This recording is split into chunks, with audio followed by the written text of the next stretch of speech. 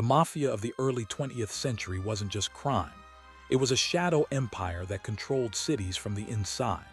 Bosses like Charles Lucky Luciano shaped modern organized crime by creating the Commission, a council that settled disputes between families and turned the mafia into a nationwide network.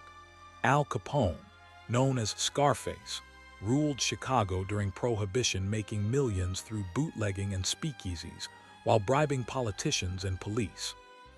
But he was ultimately taken down not for murder but for tax evasion. Another feared boss was Vito Genovese, who expanded heroin trafficking and gained huge influence in New York, while Salvatore Maranzano briefly crowned himself boss of bosses before being assassinated by Luciano's men.